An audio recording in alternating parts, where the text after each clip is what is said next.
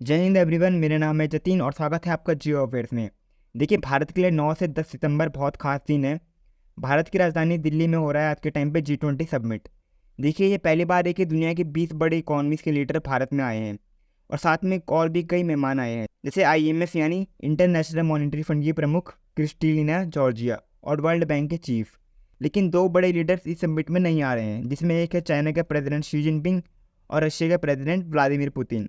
इनकी तरफ से इनके देश के कुछ प्रतिनिधि आएंगे इस समिट को अटेंड करने, जैसे कि रशिया की तरफ से आएंगे रशिया के विदेश मंत्री।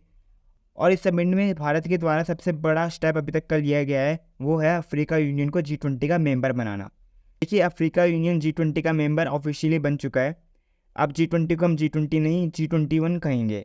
लेकिन देखिए, यहाँ पर हम किसी दूसरे टॉपिक को डिस्कस करेंगे। G20 की मीटिंग होने से पहले ही कहा गया था कि भारत का कुछ अन्य देशों के साथ मिलकर किसी बड़े प्रोजेक्ट पर बात चल रही है और ये चाइना के बेल्ट एंड रोड इनिशिएटिव के लिए चैलेंज हो सकता है। मैं आपको सब क्रिस्टल क्लियर बताता हूँ। देखो, भारत, अमेरिका, UAE और सऊदी अरब के बीच कहा जा रहा है कि एक मेगा डील होने वाली है इस G20 के समिट के दौरान या फिर फ्यूचर में। इसमें क्या होगा कि यूरोप, अरब देश और भारत को इसमें इंफ्रास्ट्रक्चर के थ्रू जोड़ा जाएगा।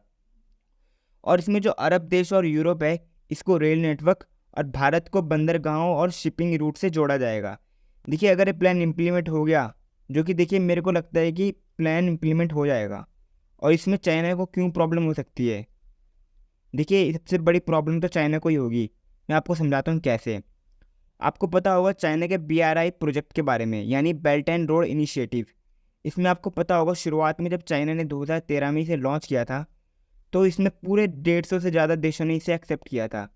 लेकिन ये चाइना का दुर्भाग्य है कि धीरे धीरे करके कुछ देश इस प्रोजेक्ट से बाहर निकल रहे हैं। एग्जाम्पल के लिए रिसेंटली आप ले लीजिए, इटली ने इस प्रोजेक्ट से अपने हाथ वापस खींच लिए। और ये सब होने का रीज़न बहुत ही सिंपल है, चाइना की मंशा।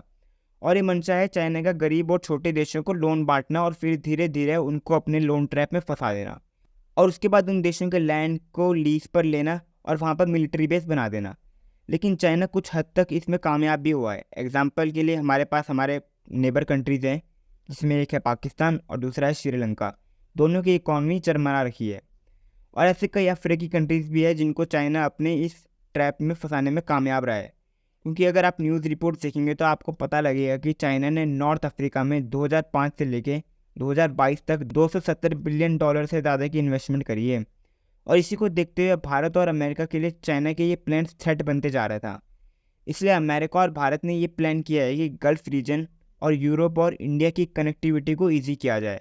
अब इसमें सऊदी अरब और UAE को हाईलाइट इसलिए किया जा रहा है क्योंकि एक तो पूरे गल्फ रीजन में सबसे ज़्यादा डेवलप कंट्रीज़ हैं UAE और सऊदी अरब, और दूसरा ये कि चाइना के ये बहुत ज़्यादा करीब जा रहे थे। यानी चाइना इन देशों के साथ अपने रिलेशंस बहुत ज़्यादा मजबूत कर रहा है। मैं आपको इसके एग्जांपल भी देता हूँ। देखिए, हाल ही में चाइना ने सऊदी अरब और ईरान के बीच एक पीस डील करवाई थी, जो कि देखिए बहुत ही बड़ा जियोपॉलिटिक डेवलपमेंट थी चाइना के लिए। देखिए, अगर इस प्रोजेक्ट पर काम होना स्टार्ट हो गया तो इससे भारत को भी बहुत बड़ा फ़ायदा होगा। देखिए, एक तो एशिया में रेलवे नेटवर्क का जाल बिछ जाएगा और भारत के सी रूट्स में भी मैसिव डेवलपमेंट होगी। देखिए, वैसे ही भारत ने अफ्रीका के रीजन्स में रेलवे नेटवर्क को लेकर इन्वेस्टमेंट कर रखी है। और तो और भारत ने हाल ही में आपने न्यूज़ में सुना होगा कि नाइजीरिया में भारत ने $14 बिलियन की मेगा इन्वेस्टमेंट करी है, जिसमें रेल प्रोजेक्ट भी शामिल है। और दूसरा पॉइंट ये कि भारत की जो जियोपॉलिटिक पावर है, इसमें बहुत ही बड़ा जिम्प आएगा।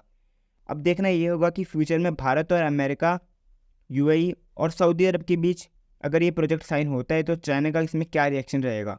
और अगर आपको जानकारी अच्छी लगी हो तो चैनल को सब्सक्राइब कर दीजिएगा और वीडियो को लाइक कर दीजिएगा। तब तक के लिए जय हिंद, जय भारत।